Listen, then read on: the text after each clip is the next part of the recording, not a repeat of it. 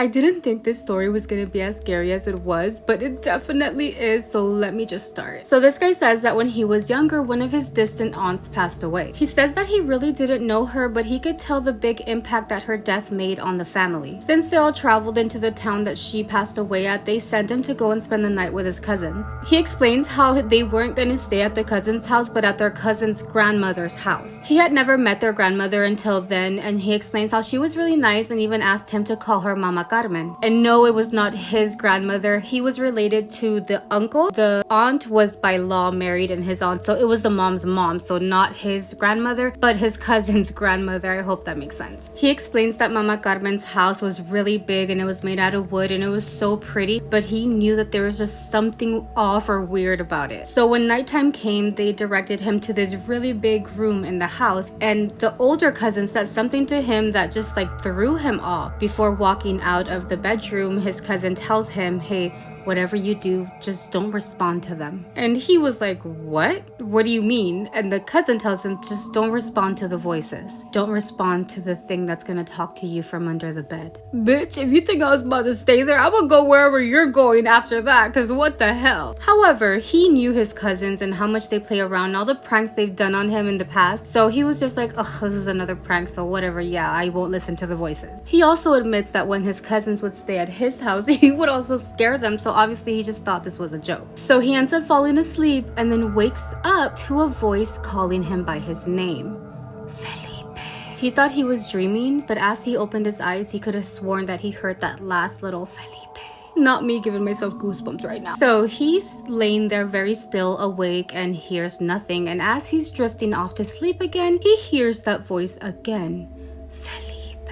This time, he recognized the voice calling him by name. It had been a very long time since he had heard that voice. It was almost like he had forgotten what that voice sounded like, and it was because it was his mom's voice. His mother, who was no longer living. He immediately gets up and starts walking towards the door. He says he doesn't even want to look back. He doesn't even have the courage to look back and see what is underneath the bed, but he exits the room. However, when he finally makes it to the door where his cousins were sleeping, he said that he felt embarrassed. He thought to himself, if I go in there and tell them that I'm scared or tell them that I heard voices, they're never gonna let it go. I'm gonna have to hear this for the rest of my life, and he didn't want to deal with that. He said that it took him a minute to grow some courage, but he just turned around and went right back to the bedroom that he was sleeping in.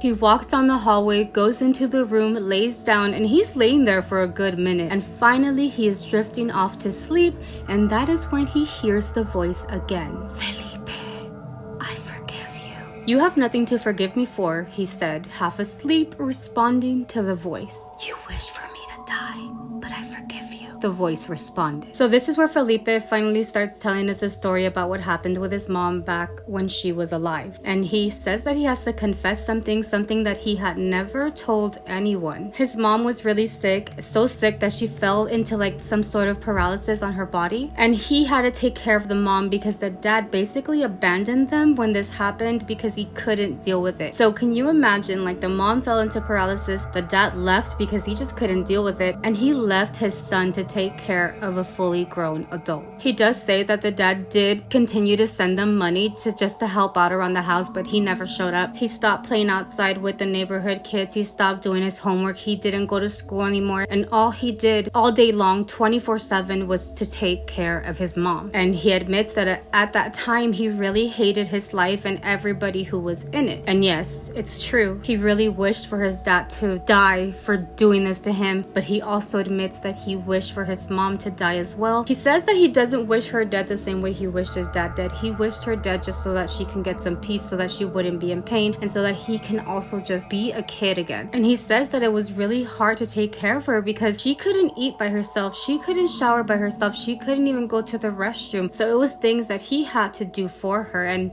it was a lot. But that desire for his mom to die was something that he never told anyone, not a single soul. And this is in fact the very first time that he's writing this down for this podcast to share with the world. So we go back to the voice telling him that she forgives him for wishing her dead. He is more asleep than awake when he asks for forgiveness to the voice that sounds like his mom. He admits that he doesn't know if it was really his mom or what was underneath that bed, but because of what the voice said, he wanted to ask for forgiveness, and he actually put his hand down underneath the bed. He didn't know what he expected. He didn't know if he expected somebody to grab his hand, for someone to say that he's forgiven, but he put his hand down there and actually fell asleep with his hand just hanging there. After falling asleep, he was awoken by a weird sound, and when he opened his eyes, it's when he felt a sensation of something touching his hand. He explains how the hand felt really rough, and it was definitely coming from underneath that bed. At first, he thought he was dreaming, but no, this was definitely not a dream. He was definitely awake. So by this point, the hand was already grabbing at his chest, and he was terrified. He said his heart was beating so fast. However, his curiosity won over the fear that he was feeling. So he literally moved to the edge of the bed and looked to see what was coming out from underneath the bed. What he saw was this very long, gray, old-looking hand coming from underneath that bed. It was fucked up. It was scary. As he was looking at the hand, he could see his hand next to that other hand, so he knew he was awake, but he couldn't take in what he was seeing. It was a lot, and it was crazy. He said at that point, his body became very cold. He was very stiff, and he can still look at his hand and at the hand grabbing at it now, like they're trying to pull him down. And in that very moment, as he's being pulled down, the voice is saying, "I forgive you. I forgive you. I forgive you." Over and over again. It was at this moment that voice completely changed. It didn't even sound like his mom's voice anymore, and it sounded like it was making fun of him. So now the voice was like mocking him, saying, "Do you forgive me? Do you forgive me?" Like over and over. He said that the way the voice changed was like it was using his mom's voice, and then all of a sudden it was just not his mom at all. So like it was trying to trick him. For some reason, this reminds me of Leprechaun. Have you guys seen it? Where like his voice changes. That was also the moment where he remembered what his cousin told him. If a voice is talking to you, do not respond. He wanted to take that advice, so he decided to stay quiet, but at that moment, it was too late. He had already talked back to the voice. Without knowing what to do, he said that he literally bit his mouth so that he wouldn't talk anymore, closed his eyes, and just stayed very still. He even tried to like let go of the hand that was holding him, but the more he tried to let go of the hand, the more the hand was trying to pull him underneath the bed. "Felipe, let me go. I'm getting scared. I can't do it. Felipe, let me go. Felipe, let me go." That's what the voice was telling him now. He finally understood that that was not his mom. That was not his mom's ghost. That was not his mom at all. It was actually the complete opposite of what his mom was. So he fought. He said that he fought for the longest time. He tried to hit. He tried to hold on to the bed. He was not about to let this thing drag him under. And he was successful because it finally like let go of his hand from all the fighting that he was doing. And when that happened, he immediately turned to like the side of the bed where the wall is, where that thing cannot reach him. He said that he sat there next to the wall on the bed, just like waiting for a hand to come up and try to get him again. And it was like the longest silence he had ever experienced. But that was also when the sun finally came out and he heard somebody in the kitchen. He literally jumped off the bed to the door into the kitchen, and it was Mama Carmen that was in there. He told Mama Carmen everything that had happened in the bedroom the entire night. He admits that she never interrupted him. She heard everything he had to say. When he finally finished telling her what happened, she just looked at him, smiled at him, and said, "You shouldn't give anything that much importance."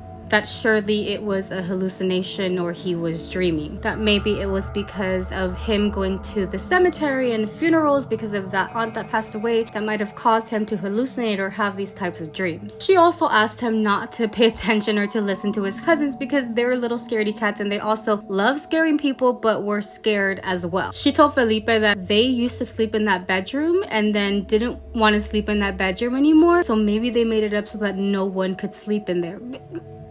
Sorry, what? You're telling me that they've experienced this, but you're saying they made it up because what? She said that she believes that they made up this story so that they can move out of that bedroom and somebody else occupy the space that they were always scared to sleep in. He admits that he would have loved to believe her saying that they made this up, but how would they explain the voice? How could he explain the things that the voice was saying that only he knew? Now I'm curious as to what his cousins experienced in that room because it's obvious that they've experienced something. He was like, there's no way that they could have pranked me with my mom's voice and saying things that I had never told anybody. So yeah, she doesn't want me to be scared, but I believe my cousins and I believe they experienced something in there. He also says that he's never gonna forget what that hand looked like. Like that was not a dream. That was not something that he dreamt of. He was awake and he was there. But man, I would not know what to do if that happened to me. What do you guys think?